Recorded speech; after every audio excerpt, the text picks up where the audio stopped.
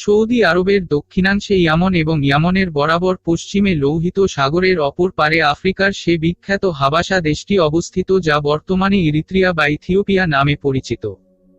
525 খ্রিস্টাব্দে তথাকার শাসক ছিলেন আব্রাহা। খ্রিস্টান শাসক আব্রাহা ইয়ামন দখল করে নেয়। ধীরে ধীরে সে গোটা আরবে ঈসাই ধর্ম প্রচারের সাথে সাথে আরব ব্যবসায়ীদের হাত থেকে আন্তর্জাতিক বাণিজ্য দখল করে নেয়ার চেষ্টা চালায়। সে উদ্দেশ্যে ইয়ামনের রাজধানী সানাতে এক বিরাট গির্জা তৈরি করে সে। কাবার পরিবর্তে ওই গির্জায় জিয়ারত করার জন্য গোটা আরবে ঘোষণা দেয়। তখন আরবরা ক্ষিপ্ত হয়ে সেই গির্জার আগুন জ্বালিয়ে দিল, কিংবা তাকে অপমান করার উদ্দেশ্যে গোপনে সেখানে মলমূত্র ত্যাগ করে। এ অজুহাতে আব্রাহা কাবা ঘরকে ধ্বংস করার অভিযান চালায়। 570 খ্রিস্টাব্দে 13টি হাতিসহ 60,000 হাবশী সৈন্যের এ বাহিনী নিয়ে সে মক্কার দিকে অগ্রসর হল। মক্কার কাছাকাছি এলে সে বাহিনীকে থামালো এবং মক্কার সর্দারদের কাছে তার দূত পাঠালো। দূতরা মক্কাবাসীদের বলল যে বাদশা মক্কাবাসীকে আক্রমণ করতে আসেনি, শুধু কাবা ঘর ভেঙে দেওয়াই তার উদ্দেশ্য। এ বিষয় নিয়ে তিনি সর্দারদের সাথে আলোচনা করতে চান। প্রিয় নবী সাল্লাল্লাহু আলাইহি ওয়াসাল্লাম এর দাদা আব্দুল মুত্তালিব সে সময়কার সবচেয়ে বড় সর্দার ছিলেন। তিনি দূতের সাথে আব্রাহার কাছে গেলেন। তার চেহারা ও ব্যক্তিত্ব এমন ছিল যে আব্রাহা তাকে দেখেই নিজের আসন থেকে উঠে সম্মানের সাথে তাকে নিয়ে আলোচনায় বসল।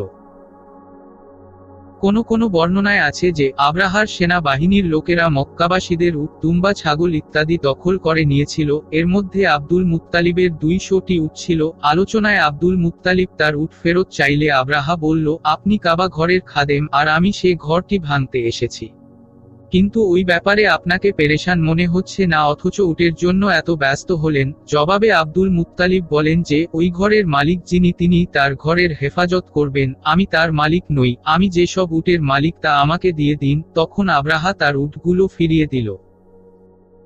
এরপর আব্রাহা যখন মক্কার দিকে এগিয়ে আসতে চাইল, তখন তার নিজস্ব হাতি মাহমুদ হঠাৎ বসে পড়ল। তাকে মেরে জখম করা সত্ত্বেও মক্কার দিকে এক কদমও এগুতে রাজি হল না।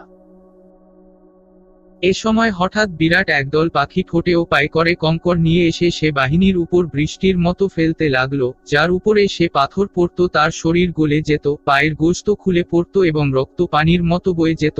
আব্রাহাও এভাবেই মরে গেল। 60,000-এর গোটা বাহিনী পালাতে থাকলো। পথে পথে মরতে মরতে শেষ হয়ে গেল। এ ঘটনা রাসূলুল্লাহ সাল্লাল্লাহু আলাইহি ওয়াসাল্লাম এর জন্মের 50 দিন আগে ঘটেছিল। আরবে এ ঘটনা খুব বিখ্যাত ছিল। সূরা ফিলে এই ঘটনা সম্পর্কে আল্লাহ আয়াত নাজিল করেন। এ সূরায় হস্তিবাহিনীর ঘটনা সংক্ষেপে আল্লাহ বলেন, তারা কাবাঘরকে ভূমিসাৎ করার উদ্দেশ্যে হস্তিবাহিনী নিয়ে মক্কায় অভিযান পরিচালনা করেছিল। আল্লাহ তাআলা নগণ্য পক্ষীকুলের মাধ্যমে তাদের বাহিনীকে নিশ্চিহ্ন করে তাদের কুমতলবকে ধুলায় মিশিয়ে দেন।